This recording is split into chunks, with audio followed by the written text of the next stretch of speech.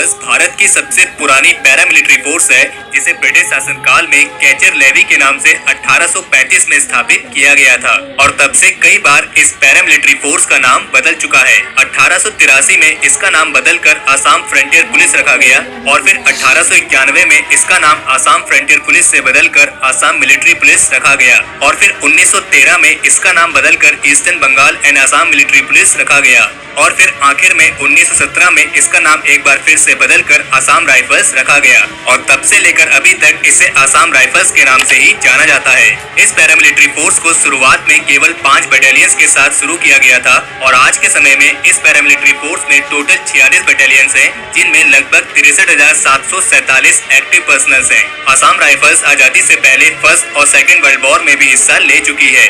Assam rifles को first world war में Europe और पश्चिमी एशिया के देशों में युद्ध में कई मोर्चों पर तैनात किया गया था और जबकि सेकेंड वर्ल्ड वॉर में आसाम राइफल्स के जवानों ने इंपीरियल जापानीज आर्मी का मुकाबला किया था और मौजूदा समय में आसाम राइफल्स को भारत सरकार की one border one force policy के तहत भारत म्यांमार सीमा की सुरक्षा पर तैनात किया गया है। आसाम राइफल्स गृह मंत्रालय के तहत आती है और उसका हेडक्वार्टर शिलोंग में स्थित है। आसाम राइफल्स को इंडियन आर्मी ऑफिसर्स द्वारा लीड किया जाता है और ये सिक्योरिटी फोर्स भारत की आंतरिक सुरक्षा के लिए जिम्मेदार है और इस सिक्योरिटी फोर्स द्वारा भारत म्यांमार सीमा पर काउंटर इंसर्जेंसी और बॉर्डर सिक्योरिटी ऑपरेशंस कंडक्ट कराए जाते हैं और इसके अलावा वॉर सिचुएशंस में इन पैरामिलिट्री फोर्सेस को इंडियन आर्मी की मदद के लिए भी इस्तेमाल किया जाता है। आसाम राइफल्स के जवानों को जंगल वॉरफेयर जैसी सिचुएशंस के लिए खास तौर पर ट्रेन किया जाता है और ये जवान गोरिल्ला टैक्टिक्स में भी एक्सपर्ट होते हैं। आसाम राइफल्स का मोटो है sentinels of the north east, जिसका मतलब ये हुआ कि भारत के उत्तर पूर्वी क्षेत्र के पहरेदार। 1962 में हुए भारत चीन युद्ध के दौरान चीनी सैनिकों ने नॉर्थ ईस्ट के कई इलाकों में कब्जा करना शुरू कर दिया था। क्योंकि देश का सबसे पुराना अर्धसैनिक बल है, परंतु दुर्भाग्यपूर्ण बात यह है कि भारत सरकार द्वारा कभी भी बल के कार्यरत जवान और पूर्व सैनिकों के हित में या व्यवस्था के हित में सही और स्पष्ट निर्णय नहीं लिए गए, जिसके फलस्वरूप आज असम राइफल में आए दिन भ्रष्टाचार के मामले सामने आते रहते हैं और यह उससे भी ज्यादा दुर्भाग्यपूर्ण है कि भारत सरकार और गृह मंत्रालय को पता होने के बावजूद भी कोई उचित कार्रवाई न करते हुए भ्रष्टाचार को पूरी तरह से छिपाने का प्रयास किया जाए। असम राइफल के एक वरिष्ठ अधिकारी श्री ओम दत्त शर्मा जी का एक वीडियो आजकल सोशल मीडिया पर चल रहा है, जिसमें असम राइफल में 100 करोड़ से ज्यादा का भ्रष्टाचार होने की सूचना को सार्वजनिक किया गया है अथवा अधिकारी द्वारा बताया जा रहा है कि भ्रष्टाचार की शिकायत करने के बाद उन्हें उनके ही घर में बंधक बनाया गया। उनके कंप्यूटर, मोबाइल, लैपटॉप जिनमें सबूत थे वह सब भी छीन लिए गए और यहाँ तक कि जब यह अधिकारी अपनी अपील लेकर न्यायपालिका गए तो असम राइफल मुख्यालय द्वारा न्यायपालिका के आदेशों का भी पालन नहीं किया गया। अधिकारी ने इससे संबंधित विषय पर देश के गृह मंत्री, महामहिम राष्ट्रपति श्री प्रधानमंत्री जी, नेता प्रतिपक्ष सभी जांच एजेंसियों को भी लिखित पत्र से अवगत कराया, अपनी शिकायत की। उसके बाद भी वह अधिकारी अपनी जान को खतरा बताते हुए खुद को असुरक्षित महसूस कर रहा है, तो यह देश की सरकारी व्यवस्थाओं के ऊपर एक बदनुमा दाग है। क्या यह वरिष्ठ अधिकारी भारत सरकार की व्यवस्था का हिस्सा नहीं है? यह अधिकारी भी आपका ही है और इसका पक्ष भी सुनना ही पड़ेगा। आजकल एक वीडियो असम राइफल से सोशल मीडिया पर वायरल है, जिसमें एक वरिष्ठ अधिकारी commandant, second in commandant Shri Om Dutt Sharma ji ने 100 करोड़ से ज्यादा का भ्रष्टाचार होने का और उसको छुपाने का आरोप सोशल मीडिया पर लगाया है। अधिकारी के परिवारजन, उनके बेटे मेरे साथ में आए, फादर ने कुछ जो गलत हो रहा था ऑर्गेनाइजेशन में उसके खिलाफ आवाज उठाई।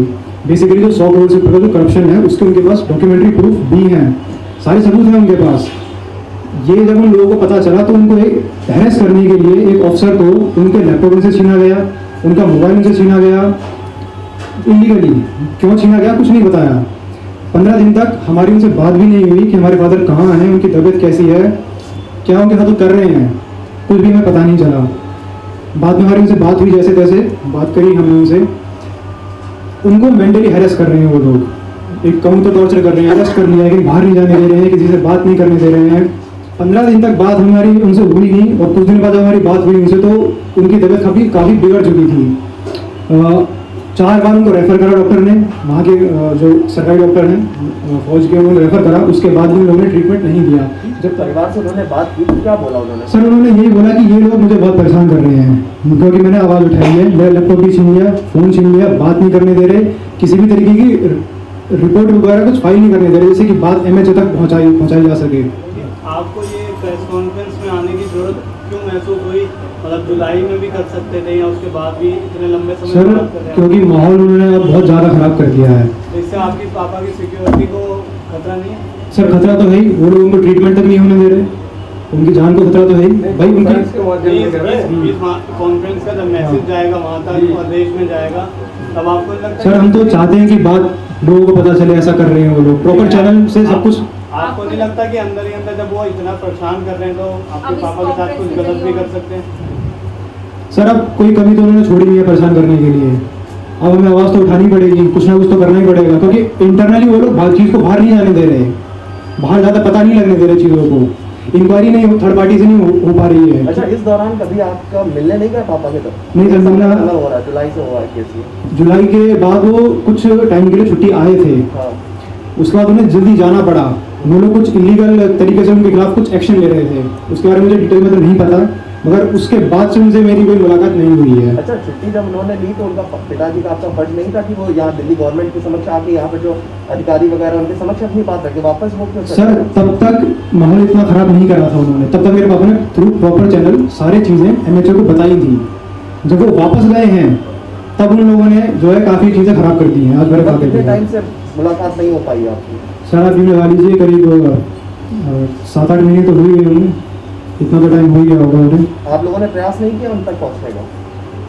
सर वहाँ पे हम लोग वहाँ जा नहीं सकते, हमें एकदम इंटीरियर में है वो इलाका, कभी कभी उनसे फ़ोन पे हमारी बात हो जाती है, तो उसी से थोड़ा सा ये संतुष्टि है कि हाँ ठीक है, बात थोड़ी बहुत हो रही है।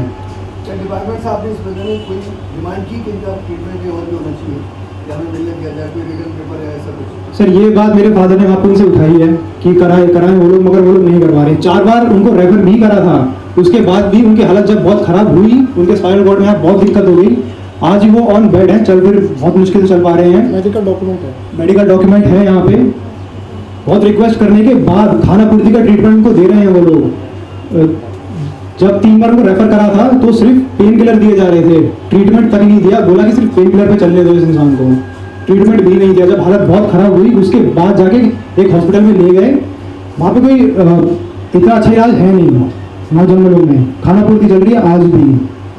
तो यही मैं कहना चाहता हूँ एज अ फैमिली की मेरे फादर को प्रॉपर ट्रीटमेंट तो दें, कम से कम अपना जो इंक्वायरी है थर्ड पार्टी से करवाएं, जिससे कि जो सबूत मेरे फादर के पास हैं उसके ऊपर एक्शन लिया जा सके। उन्होंने जब यह आरोप लगाया है, शिकायतें अपनी विपक्ष के नेता राष्ट्रपति महोदय, प्रधानमंत्री जी, गृह मंत्री जी सबको की है, तो यह और दुर्भाग्य की बात है कि जिस अधिकारी ने इस विषय पर शिकायत की उस अधिकारी को उसके ही घर में बंधक बना दिया गया। यहाँ तक कि उस अधिकारी को बीमार होने के बाद उपचार तक मुहैया नहीं कराया गया। डॉक्टर ने 4 दिन उसको रेफर किया कि इनको ले जाइए, इनका इलाज जरूरी है, लेकिन असम राइफल्स के लचीले प्रशासन ने अपनी तानाशाही के रवैये से उस अधिकारी को रेफर नहीं किया और आज वो अधिकारी बहुत ही गंभीर बीमारी स्थिति में है। डिप्टी कमांडेंट ओमदत्त शर्मा बहुत ही ईमानदार अफसर है, लेकिन उसने अगर एक मुद्दा उठाया है मीडिया में या कहीं, पहले मीडिया में नहीं उठाया, पहले तो उसने वहाँ उठाया है स्टाफ चैनल में, भाई देखो ऐसे मेरी नज़र में आया है। उसने जब मुद्दा उठाता है तो वो उसको क्या करते हैं, उसका हाउस अरेस्ट करके उसका लैपटॉप छीन लिया, उसका माइक छीन लिया, उसका मोबाइल छीन लिया, उसका कंप्यूटर ले लिया, क्यों? उसके पास उसके सारे प्रूफ थे उसमें। अब क्या हुआ, ओमदत्त शर्मा हो गया बीमार क्या हो गया, कुछ तो हरासमेंट, एक तो उसको जो काम लागू है वो 1 यूनिट का 2 होना चाहिए, सेकंड CO के बाद नीचे उसको वो काम ना देके उसको ठाली बैठा दिया, अभी बैठा और अंडी फंडी उसको काम शुरू कर दिया कि वहाँ चेक करके वो गाड़ियों में घुमाता रहे, गाड़ी क्या होगा, उसका स्पाइनल कॉर्ड डैमेज होगा, से डिस्क हिल गए 2-3। फिर डॉक्टर ने, सीनियर डॉक्टर, छोटा डॉक्टर नहीं, सीनियर डॉक्टर हुआ, कमांडेंट रैंक का डॉक्टर है, उसने रेफर किया कि बहुत सीरियस बीमारी, इसको जाने दीजिए आप। तो 4 बार रेफर करने के बाद उसको हॉस्पिटल नहीं देखने दिया, और आज वो उसकी हालत में बेड पे पड़ा है, उसको बेड में है, और वो डॉक्टर ने बताया उसको कि वो उसको कोई महीने लगेगी ठीक होने के लिए, और नहीं तो ऑपरेशन करना पड़ेगा। स्पाइनल कॉर्ड का ऑपरेशन आपको पता है कैसे है। तो उसकी हालत ऐसे कर दी, उसको टेंशन डाल दिया उसका परिवार को।